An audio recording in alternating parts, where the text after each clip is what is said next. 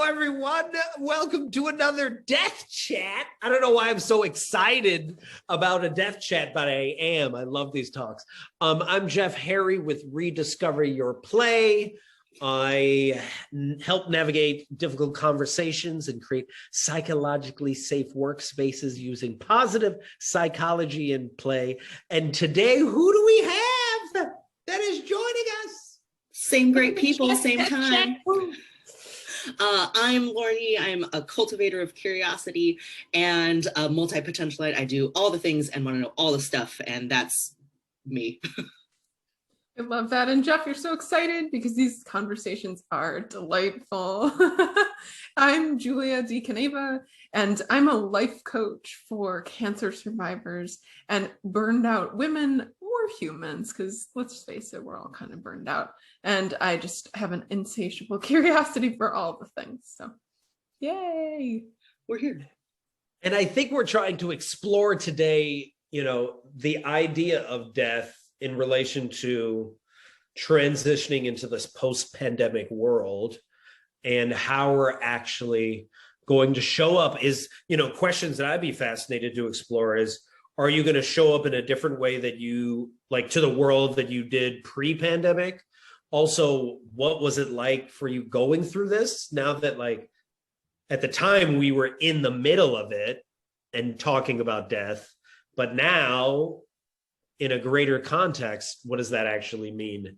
Now that there's 500,000 people that have died just in the US alone because of this, has that directly affected you? Things like that. Oh, and then the last thing, which I'm also fascinated with, sorry, I'm so excited about this, is there was an article recently from the Washington Post talking about a labor shortage. And they were like, it's not a labor shortage, it's a great reassessment, because a lot of people are reassessing their life because they're like, I might die soon, or I might die after this. I felt closer to death. So I'm thinking about whether I should be doing the work that I'm doing anymore. So wherever we want to go from there. It's a lot of options. Do you have any feelings from the get-go? Well, I think I'm fascinated with the great reassessment for both of you. Is there anything that you felt like you've had to reassess because of the pandemic as it relates to death? I mean, I'll happen first. I think in some ways, part of me wants to say no, however, because I feel like my great reassessment happened after cancer, which was just at the end of 2018, 2019. So come 2020, I had already kind of picked apart the things. So from the sense of how I spend my time, I think I was already really deep in that new practice and the new routine. Second, however, is that being in Los Angeles, I deeply want to move somewhere where I have acreage around me. I look out my window and there is not a stucco wall.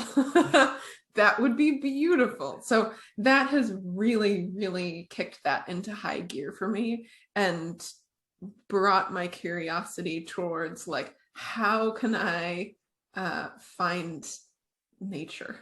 What does that look like? Where do I move? Blah, blah, blah. So that's the big thing on my reassessment horizon. That's a big one. Mm-hmm. I mean, especially because it's such a stark, man-made wall thing versus nature. But that's awesome that you've, maybe known, but then really realized, which I feel is the great assessment thing that has happened with the pandemic, right? It was the forced stop, and you couldn't distract yourself with so many things, or you were distracted because everyone in your family is working from home and there's too much. But again, what does that mean? Or how do you manage, what were the basics, but then we're all outside, but now it's all in front of your face now. And I think that was that's the big thing. It's death is informed, death and life are informed by each other. And so we always end up talking about a lot of intentionality or just like choices. And when a lot of people were no longer had choice in the sense of like, this is nope, you're home and you have a job or you don't have a job. You're going to work from like bare minimums. Don't go anywhere. It made people self-reflect in the like, well, maybe that isn't important to me, or like, why do I or don't I miss certain friends that I'm not actually seeing? Or if you lost a job, like, did you like that job?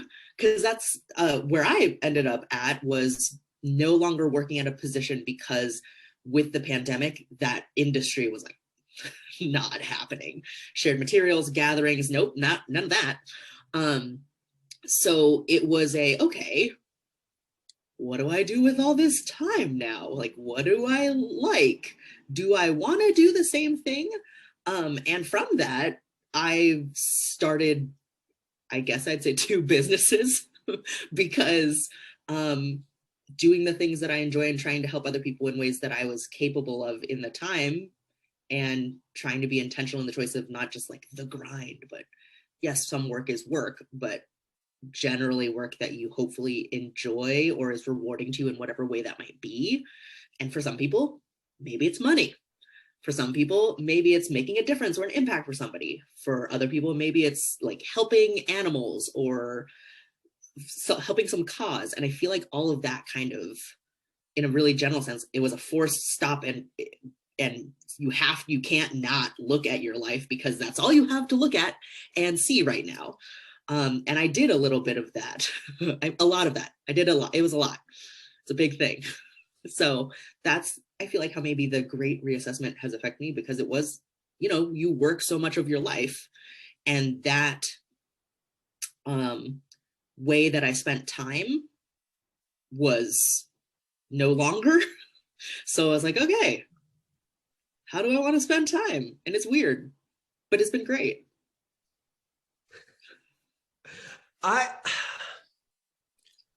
I feel like my great reassessment has come down to 2 words, which I see more and more, and I'm using it a lot in my language, is shared humanity. And I've, Lauren's heard me speak about this, but I recently just like had my mind blown when I found out the origins of the Maslow hierarchy of needs, right? And how Abraham Maslow made this hierarchy of needs, and it looks like a triangle, and yada, yada, yada. At the top of it is self-actualization. And how many people, especially in the Native American communities, feel like he stole that. And not only did he steal it, but then he misinterpreted it. He made it so individualized, right? There's a lack of humanity actually in the hierarchy of needs, because it's about physical stuff you need to get, and safety and all this stuff. And eventually you get up to self-actualization. And that is the epitome to being like self-actualized and knowing what I want, right? While, Blackfoot's interpretation of it is self-actualization is, first of all, the triangle is a teepee, right?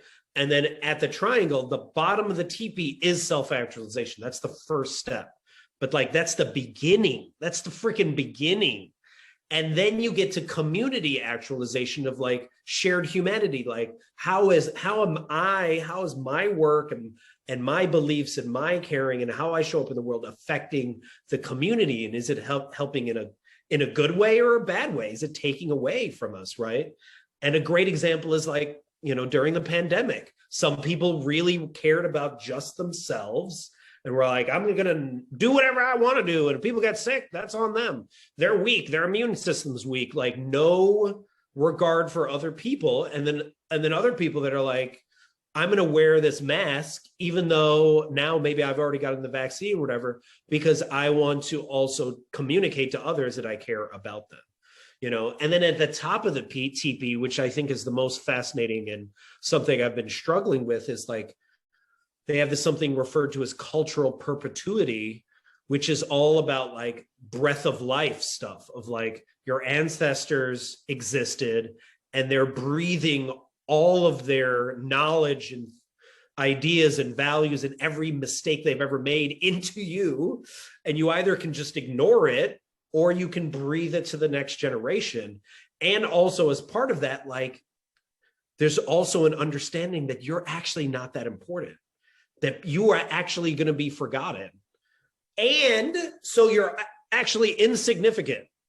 And also, you're extremely significant because you are passing on everything that you've learned on top of everything that you've taken from others to the next generation. So, like, how does one grasp both being really significant and also very insignificant in this world?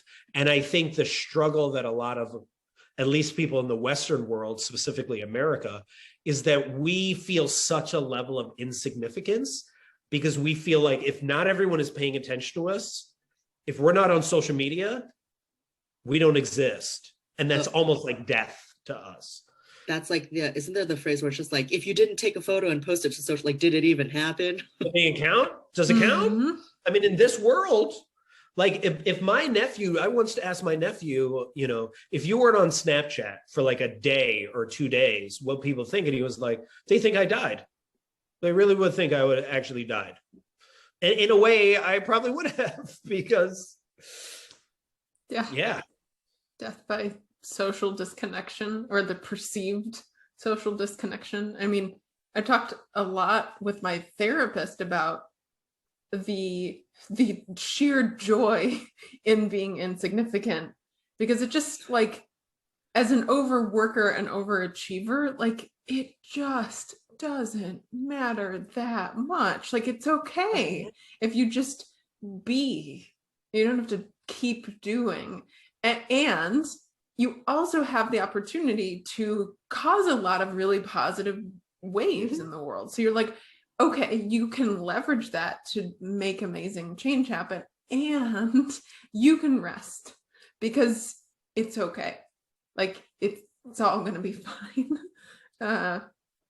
Yeah. And I just think it does totally speak to that, like, social construct of, like, there is no concept of individual in the individual without community. There's no, they're inextricably linked and they don't exist without the other. And I think so much of the people in the, like, deeply embedded in the individualist, because I'm a proud individualist in my own sense. I teach people to listen to themselves and be the most themselves that they can possibly be.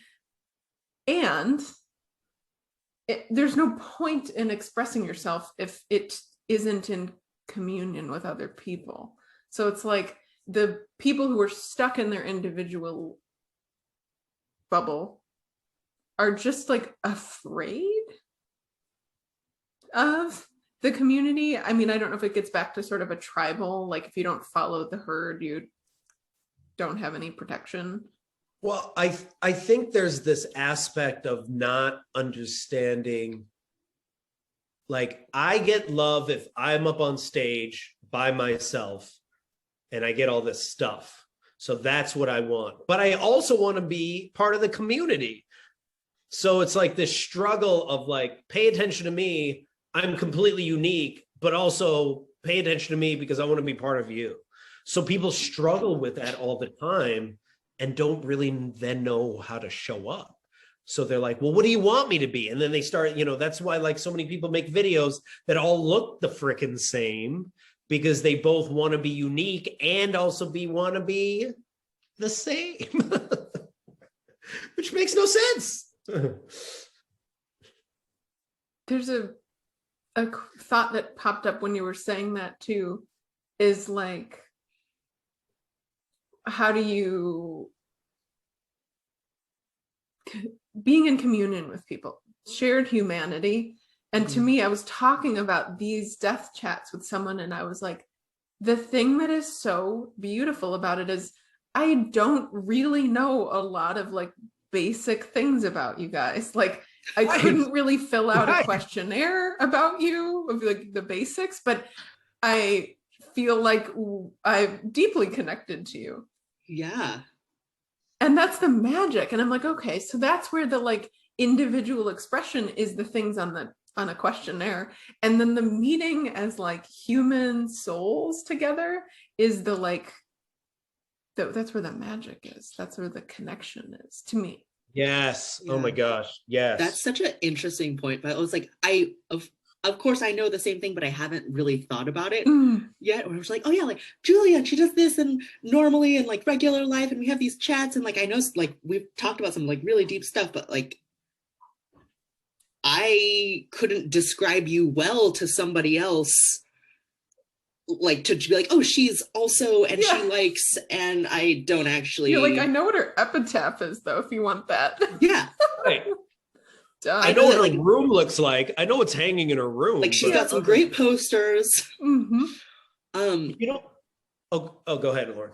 I mean, I was just gonna say, like, there's the thing that keeps floating in my head that's not, I don't know if it's a fully formed thing yet, but like you talking about shared humanity and like individual versus community like community thing, and just what that kind of, again, with the great assessment and who has been more individual versus caring about the greater community or others.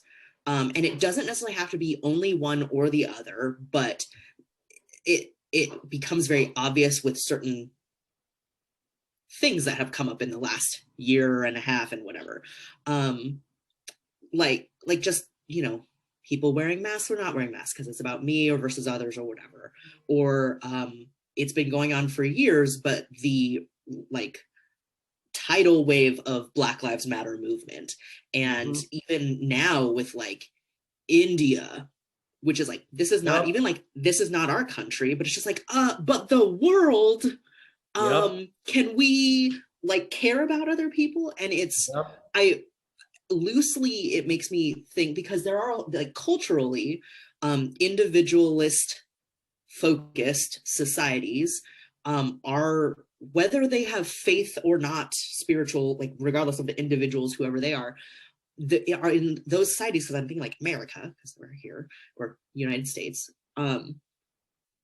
there, I feel like there's a lot more people who are the like bucket list, fear death, like that thing, versus other cultures that are about community. And like you were talking about like the Blackfoot tribes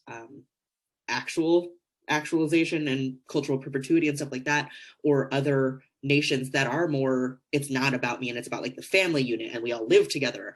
And it seems, from me not being there, but what I know and what I've read and understand, that death is potentially less scary, or like, so I don't even want to say important, but like such a heavy topic. And if that has something to do with it, and if that might change now, not crazy dramatically because everything's small steps, but that. I think because there's so many cultures that have been around for thousands of years, you know, like what we were referencing earlier with Japan and China, you know, and a lot of parts of Africa, you know, America being so young, like we're like children that don't understand what we have. And it would make sense that communities that have been around for thousands of years, of course, then understand communities more important than the individual, while, you know, America could perish because we're so focused on our individualistic, you know, ideas, right? And I think of something as basic as like, you know, my father's island of St. Vincent had this massive volcano eruption, affects the entire island. But for the first time, even more so than even with the Philippines, for the first time, it was like, oh my gosh, that newscast, that quick news story that like blips on the screen, that actually is directly affecting me. I actually know people that are suffering. I know people that are going to die from this. My uncle actually died later on, you know, just like recently, like in the last like week. I watched funeral on Zoom, which was super weird for 2 hours. And it was probably partly in direct relation to that, but it was like thinking of it, it's like, oh my gosh, all these other times when I watch it, I was just like, it doesn't matter. Oh, that's so sad. Oh, look at that devastation in that war-torn country. So sad.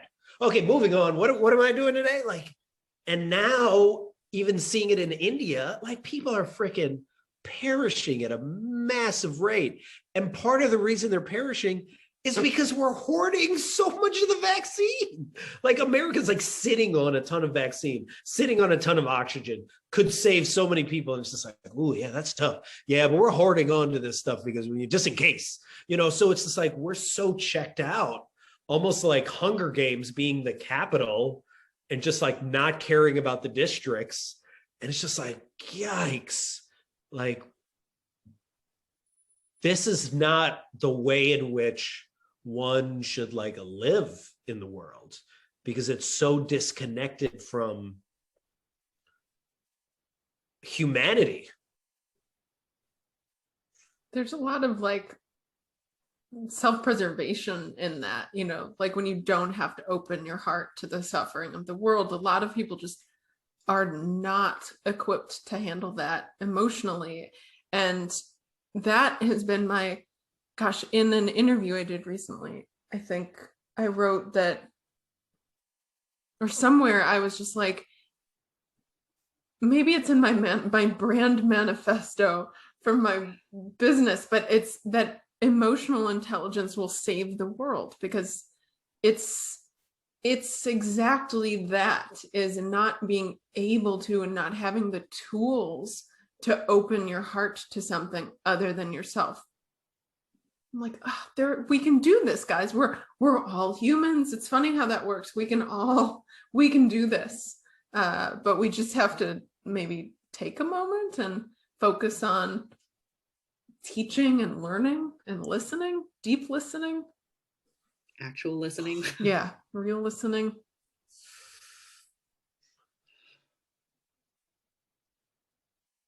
Oh, I'm in the UCLA has a program called Teaching and Mindfulness Facilitation, and I'm in that program right now this year. And at the last practicum we had, I was like, you guys would love this. We did relational mindfulness. And what that is it's mindfulness with other people. Yay. But it's not just like meditating together. It's actually like, for example, if we were in just a pair, let's say, I would ask a question like, tell me something you're noticing right now. And you would answer, and I would say, thank you. And then again, I would ask, tell me something you're noticing right now. And you answer, and I say, thank you. And that goes on for like, a set amount of time. It can be 90 seconds. It can be an hour, like you pick the time. And doing that with, one of the questions someone had experienced in a meditation retreat around death and dying, one of the questions was, what are you letting go of? As a practice. And I just was like, I think they would like that, because it's just like deep listening and showing up exactly as you are, and then sharing just in that. No, nothing more, nothing less, basically. What's interesting when you said relational mindfulness, I remember when I attended Wisdom 2.0, this very like woo-woo conference in San Francisco, happens every year. And there was this meditative walk you could go on Sunday. You'd wake up early and you go on this meditative walk, and it was like 30 of us walking in silence the whole time through downtown San Francisco. And just noticing stuff, and noticing like the noises, and noticing the, and just being like very aware of like the nature and the sounds and all this stuff. And it was both really amazing because you were connecting with all these people, even though no one was saying anything. And then eventually we came back. and then started to debrief it. But the other part that I found that was so contradictory was at the same time that everyone was so mindful, just the sheer level of privilege to be like walking over homeless people and being like, oh, like I feel one with the universe.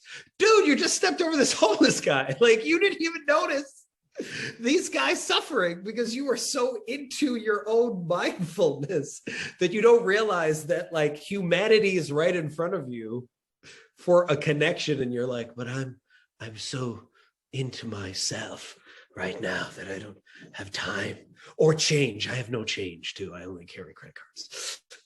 It's a whole different problem. Yeah. That's super interesting to me. And I know that this is not exactly related to death chat times, but with you talking about mindfulness, I have read several books and like took a course thing over the last bit here. And so many things talk about how meditation is like super helpful for your like brain and health and wellness and all that stuff. And I have tried and I am not good at meditation.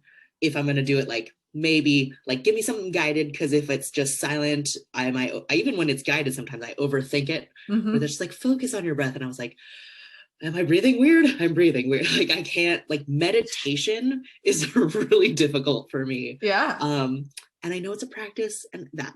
However, more recently, it was brought to my attention that I think that they get grouped a lot, but mindfulness is not necessarily the same as meditation. But mindfulness feels so doable because I'm like, I just have to notice things, which I do all the time anyway, but do it a little more intentionally. Like even if you're like, if you're breathing or chewing or sitting or running or showering or like whatever you're doing, just notice stuff. And I was like, that feels like something that I can handle. And if it's like, again, I feel like they tend to get put in the same grouping, like mindfulness meditation stuff, and it's just the same thing, but it's not. And I feel like mindfulness is much more like not, I mean, I guess I don't want to say like it's specifically living intentionally, but it is about like presence. And that in relation to like death and life and that stuff, I feel like we've all been sort of forced into that because like we've talked about, because with everything still being so uncertain, then now as it continues, it's hard to think about the future too much. And so you're like, this is all I can manage. Sort of for better or for worse. Like sometimes that's like, this is all I've got, I don't know what to do, potential existential crisis. But sometimes like, okay, like what can I do today? What can I like accomplish that's going to make me feel good today? And I think that that's sort like, I think that there is going to be, because people have had to notice what they have or don't have or miss or don't miss, that as things start to take shape moving forward, whatever that means, that whether people are naming it or not, that there will be a little bit more intentionality or thoughtfulness or presence of mind. And I think that's a good thing. I think it's also still going to be really hard because we still have like, different viewpoints, and we've all been out of practice with people. So that's going to be an adventure a little bit. But the reminder of now, I think like mindful now is definitely something that, whether you've realized that that's what's happening, like it has happened for everybody. And I think will probably affect everybody moving forward, again, whether they like consciously know it or not, but I think that it's happening. I have a million thoughts and I will condense them. I believe in you. Also highlight that mindfulness and meditation, I always use the analogy like all squares are rectangles, but not all rectangles are squares. And so like meditation is always mindfulness because it's rooted in some kind of present moment experience. But mindfulness itself is like in individual moments, and meditation is like many moments purposely put together. I don't know if that makes sense. So I have a million mindfulness techniques that are not meditation. And that's a really beautiful place to start and to be, because there's also, like sports, meditation is just like this huge category of things. And there's loving kindness meditations, and there's Zen concentration, and there's other concentration, and like there's just so many different versions that you just eventually you'll find one that you like. But the best place to be and start is just mindfulness, which deep breaths, like nothing, any kind of feel your feet on the floor. That's a mindful moment. Like that's all it really takes to start to get your brain to think about the present. And when you're realizing that you're only existing in the present moment, that is, I think, what calls into question this like existential crisis and the big reassessment, because you're like, oh yeah, so I keep overworking because I keep following whatever's in the future, but what if I don't get that? And I'm like, yeah, I mean, we've talked about that before, like later's not promised. So what are you going to do right now? Hey, talk about death. Yeah. Hey. I mean, it's weird. I was on Clubhouse this morning. I haven't been hopping on a lot, but I joined this positive psychology, discussion run by this hotel marketing club. They actually asked me as well as a bunch of other positive psychology people, like, to hop on to talk about how it relates to hotel marketing. It was like, whatever, okay, let's talk about hotels, whatever. So we talk about positive psychology for a really long period of time, including mindfulness and gratitude and practicing empathy and compassion and all of the practices, right, of other people mattering. And near the end, the facilitator or the host was like, yes, that's all good and everything, but what about when you're in a rush? That's my favorite. It's like, that's like a comic. We've been talking about this for 55 minutes. And you're like, yeah, but we just don't have time. What about the times when we don't have time? And it was just like, make some time. Like, this is the problem. The problem is you want to go back to normal. Normal doesn't exist. Like, why are you rushing back to this like manic state of constantly being busy and constantly trying to be perfect? And you brought us in to be like, hey, well, can you help our employees get back to normal by telling them they need to be positive and happy? And it's like, no, dude. No, you actually have to care. You don't have to pretend to care. You actually have to care. Would you like to care? Nah, that seems very expensive. It's like, oh man. So that's the part that concerns me is, many leaders that are coming either from the boomer generation or the Gen X generation, and even maybe even some millennials have this like approach that it's just like, suck it up, get back to work, right? Get back to normal. And it's like, dude, I really hope your mindset is done. I hope your approach is antiquated and it just like, because that's what I'm excited about for the Great Reassessment, is I actually believe that there's a strong labor movement that's building where people are like, I don't want to do a job where I don't get paid enough to do it. I don't want to do a job where I am not happy being myself at the job. And people are going to tolerate less. And that there's actually not a labor shortage, but it's just companies that are unwilling to pay people what they're worth. And the more we can actually show up again with shared humanity, that's where the healing actually happens. I don't know how many businesses want to do that. I think a lot of that has, like, again, stems from the, like, we've been forced to reflect, or maybe not maybe not everybody actively reflected, but just like deal with where we're forced to be, which is with less, doing less, all those things. And I think along with all of that, the loss that has happened for so many, like the number of people that were either directly affected, like had a family member or more, or like a neighbor, or like my best friend's parent or something, you know, somebody to some degree who was affected by a COVID related death or otherwise also, but like, and that layer on top of all of this, that it is that great reassessment of people really being like, oh my gosh, my whoever like died too young, like I couldn't even get to be with them, which sucks. But then going back into not the old normal, but whatever the new, whatever we're doing, like trying to make better choices of like, if like, I can't believe that happened.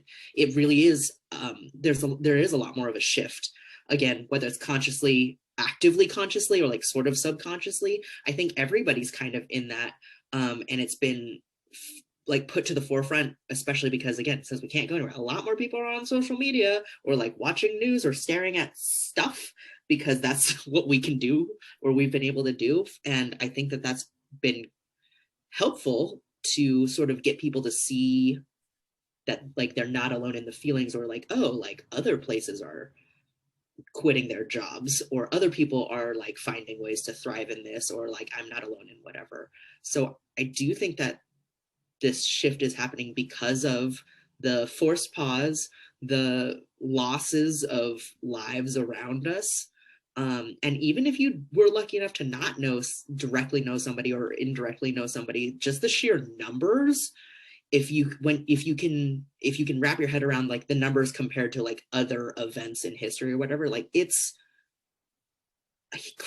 kind of wild.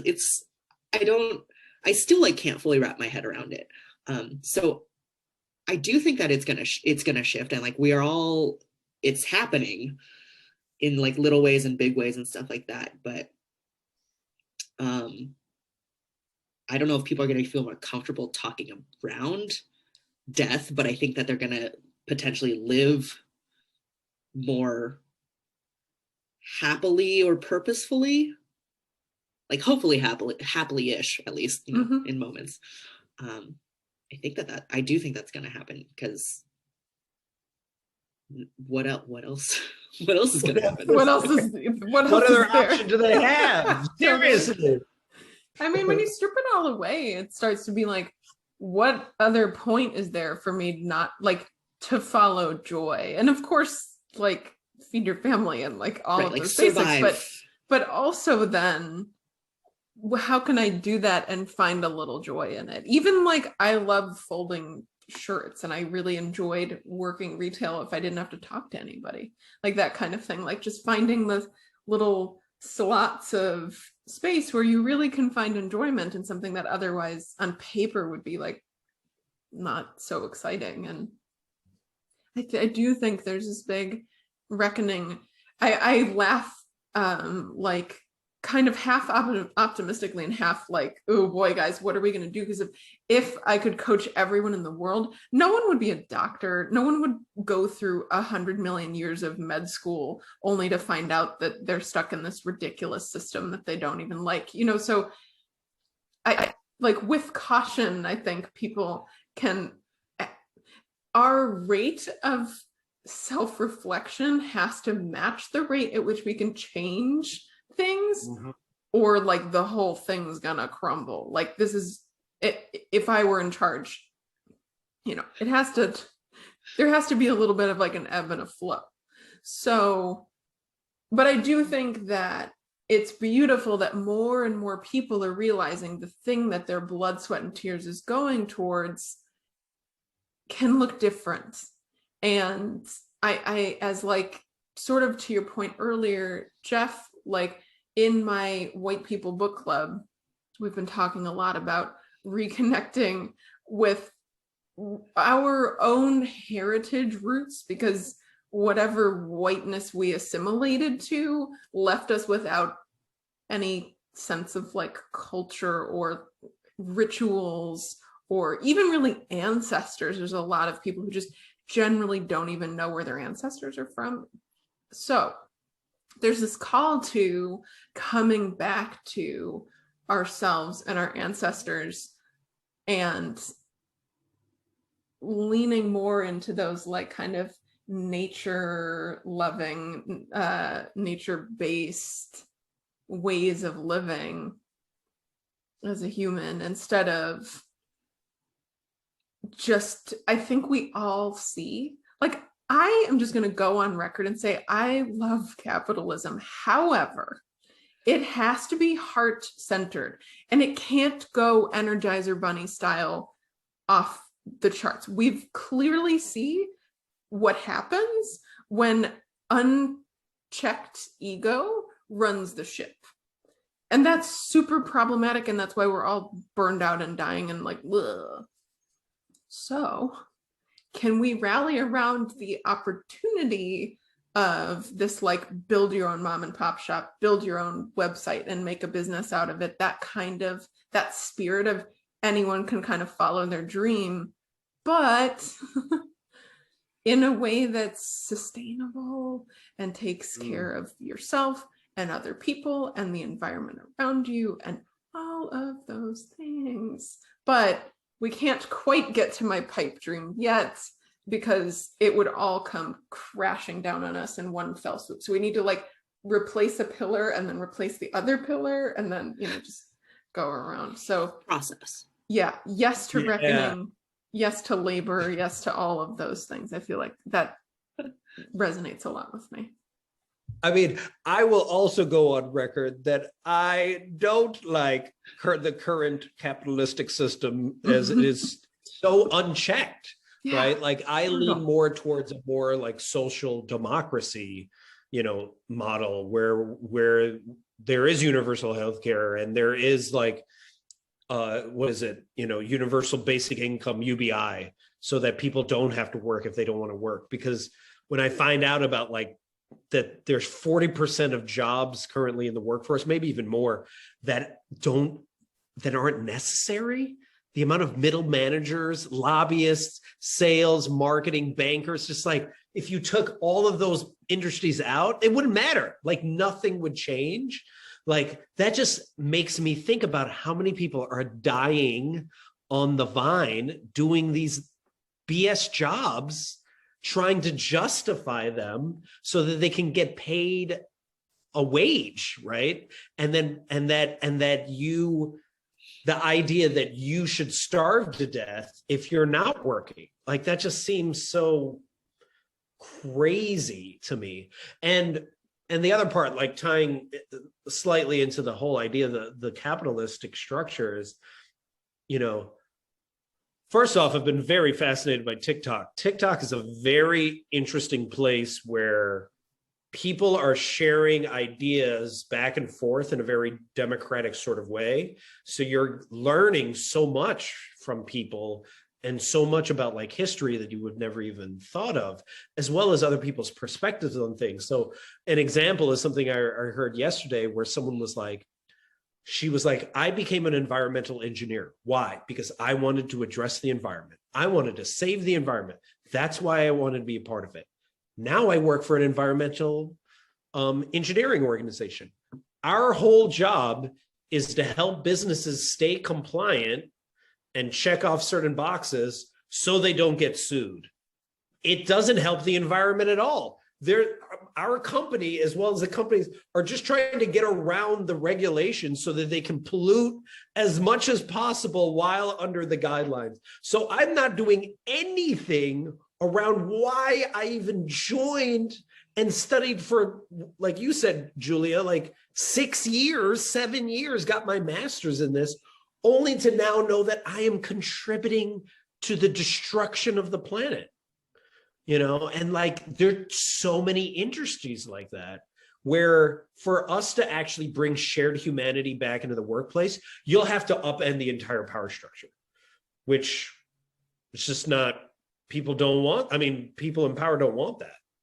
you know, they want to squeeze oil until like we're all dead, and they'll still be squeezing oil. Like that's how it's set up right now.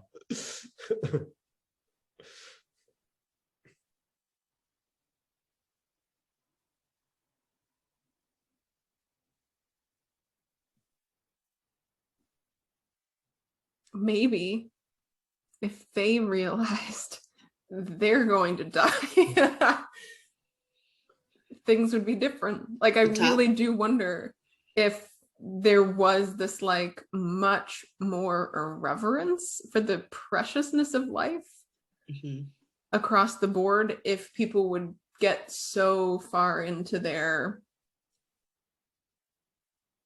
money holes, is what I'll call it.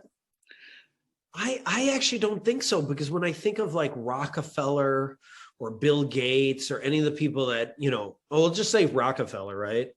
All of his money went to organizations to keep his legacy. And one thing that was like really crushing that I remember reading about recently was like, I guess this was happening in the 1920s and 30s.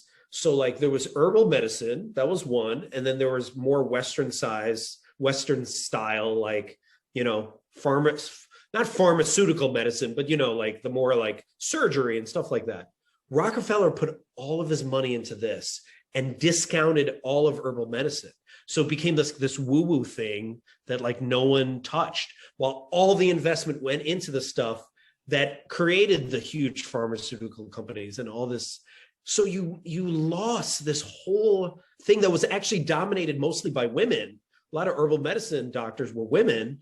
And instead it was all pushed towards like this masculine, like, let's cut the disease out sort of thing. And we lost that for what, the last like 80, 90 years. And only now we're coming back to that. So it's just like, even at the end of his death, he still was messing things up. Like, yeah. Well, I know prevention versus treatment, the like healing, holistic, like nurturing versus like, oh, you have a tumor in your neck, just cut it out and then you'll be fine.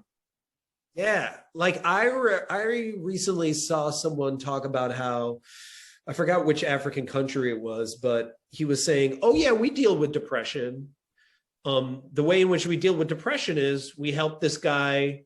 He, you know, we asked him like, what is going on with you? And he was just like, well, I feel useless. So he's like, oh, well, what would you need? And he's like, oh, you need tools to actually farm because that actually helps your depression. Awesome. Oh, you need a community to actually support you. Yes, that's another thing. And that's how they were like treating the depression, with community, as well as also giving, they could possibly also give medicine. But here in the States, it's just like, take the medicine, then you're good. And you miss out on like all of the community aspects that actually make life worth living. That sentence, again, going back to pandemic times, feels so like I don't even know what to do with it, because it's like, if you're missing the community that gives life meaning, which is kind of what we've been forced to give up. You know, I'll say for me, I enjoy talking to everybody all the time. So I have found like I have calls with so many people, regularly scheduled, like finding random connections to like chat with, because I like that. But even the people who are like, I'm an introvert, I don't really like that. Like you still need you still need some level of community. And we haven't had that. Like we were ill prepared to deal with that, even in this age of technology. Like we kind of like fixed our way back into it some, but we were not ready, and it jarred everything. And again, the like community that sort of has gotten people. It's interesting though. Oh my gosh, I'm interrupting. There's too many thoughts. Community, like physical 3D community, is important because there is something to be shared in just like, there's an energy exchange, like not in like a necessarily like chakra or whatever, but like I can feel your presence when I'm with you. Actually, I enjoy talking with you all, but like it's not the same through a screen. However, things like TikTok and other social media, when used socially, have actually been like really awesome in this time as well. And I have no idea what that's gonna look like trying to be like in 3D with people again, and if the social media things are going to stay or like drop some, or what's gonna happen. But I do feel like the community thing, it's about sharing, because like when we talked, oh my god, I don't remember what the question card was, but it was something about the like it not about your funeral. It was either about your funeral or about like what if you had a week or something like that, like what would was we it do? Like if you knew like how you'd would die you in spend, a week and money and like was no money and object, time was like not time, but money was no object. what and three I was bucket like, list items would you check off your list? and like all of us were like, do some stuff with some people and go places, and it's like always about the people. It's always about the people. It's always about the people, especially because like it's the existential thing, right? Like when I die, I don't matter anymore. I mean, like, okay, maybe there's reincarnation and other things depending on what you believe in too, but like it's not about me, it's about other people experiencing what happened to me. And so I was like, there's just so the people. And I just, there's such a weird disconnect of like, yes, the people matter, but then at a certain point, when people stop caring about enough other people, like I care about y'all, but I don't care about them. But like, why? Can we all just care and like get by? And then emotional unintelligence. It's funny that like positive psychology's like one of the main missions of it, or the main values, is like other people matter. And it's ridiculous that even needs to be said, but like that's where we're at. Like that's where we're at, right? And if you think of the people that triggered you the most, or at least triggered me the most, when I would watch, that were being reckless and like passing COVID around, they were basically communicating like other people don't matter. Like this is about me, and I'm going to do whatever I want to do. But tying back into earlier, Julia, when you were saying about, we don't even know each other. Like we don't know basic things about each other, but we know like deep things about each other. It kind of reminds me of when I have a deep conversation with some stranger, like on a plane, where we go to places that I would never go with many people that I know really well, partly because we don't know if we'll ever see each other again. So there's like that anonymity to it. But also, and this is going to sound super weird and maybe corny, but like, I almost feel like I'm talking to humanity. I'm talking to a collective soul that happens to be this individual, but I'm just like, I'm connecting in a humane way with like a greater collective of people. And this person has just happened to be here to have this really fascinating conversation. I'm like, oh, well, I guess this is what I'm doing. This is what I'm doing with my plane ride. Okay. And I'm fascinated with that, because that's like reminding me that there's great people in the world. Anytime when I would do campaign work and knock on doors like that, same idea of like, oh, most people are just amazing people. Like, I believe in humanity. I believe in people. I don't know. Does that make sense? Yeah, it does. It's like an existential, like a validity, I guess, in some way, of just like being. Yeah, when you can connect with someone on a level that doesn't relate to accomplishments and accolades, and you're just like, yeah, you experienced that too. Or like, even if it's totally different from your experience, it's just like, oh, that's been your experience. Like, that's a human experience, and that's pretty magical to witness and exchange with someone. So to me, that makes so much sense. It's like, it's so obvious. And I feel like all of us probably have recognized this when we're coaching. It's like people just want to be seen, and they want to be heard, and they want to be loved. Like, that's it. And they don't want to feel alone. And I think a lot of the time, like, we're doing so many things that make us feel alone, and I don't know why. Yeah, I don't get it. It's safer. It's more predictable. You have clear expectations, but that's the thought loop that goes through someone's like anxiety. That's what anxiety tells you, basically. Wait, can you give me an example of that? Like, give me a concrete example of like, I'm going to do this thing alone because it's safer. Yeah, like emotionally safer. Like if I don't talk to other people, they can't ever like, say something to upset hurt me. Yeah, I can't get in an argument with them. There's nothing to be annoyed about. Like they're not going to disappoint me when something happens. Mm-hmm. Right. Oh, yeah. Emotional safety. But that's the big lie, because the magic is in the people, and the hard parts, you learn tools to be with it and understand why you feel upset and understand why someone upset you. And then like, and this, I mean, equanimity, I've been talking a lot about, is like, I think Shinzen Young defines it as a radical permission to feel. Mm. And I was like, yeah, I can get down with that. And we've been numbing for so long. Mm-hmm.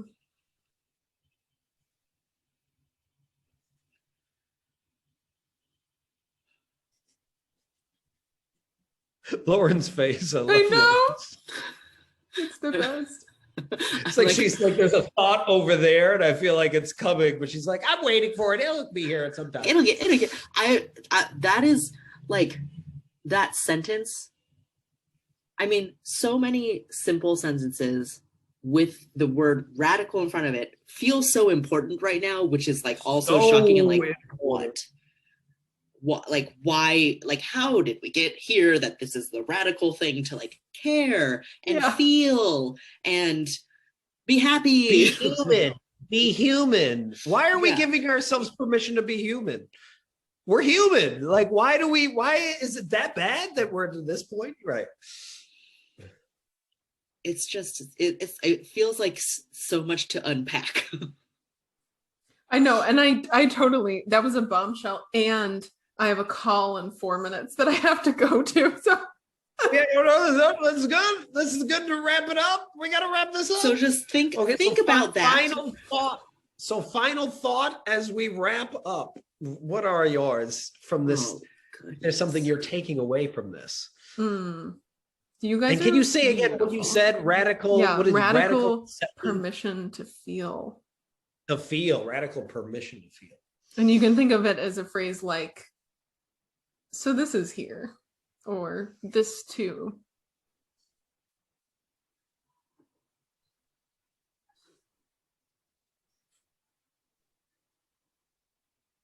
Okay, I'm gonna go with some weird tie that we didn't specifically talk about, but we talked in bits about, is Jeff, when you talked about the, oh my God, what was the middle thing? There's self-actualization, something, and then cultural actualization, and then cultural perpetuity.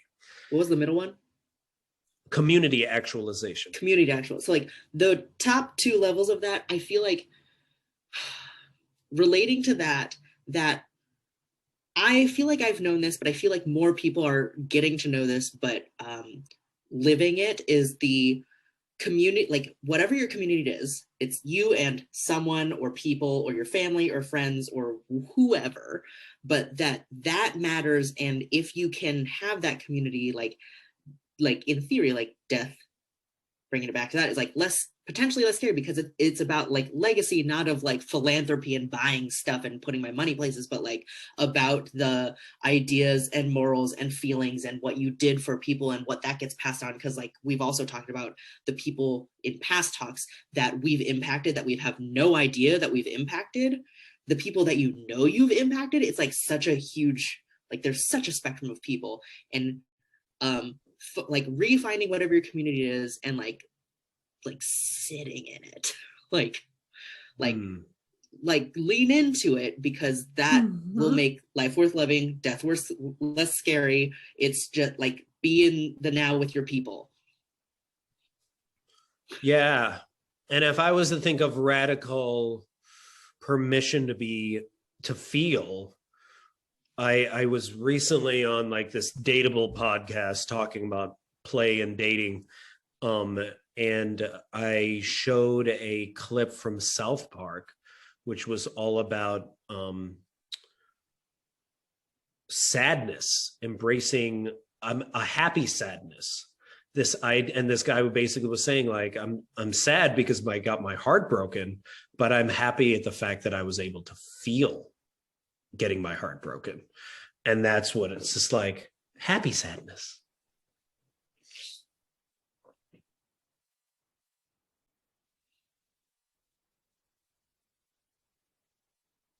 Well, then I guess that wraps it up. All right. This has been super fun, everyone. I'm Jeff Harry. Rediscover Your Play. Great to see you. Lauren. Yeah, thank you. See ya. Bye.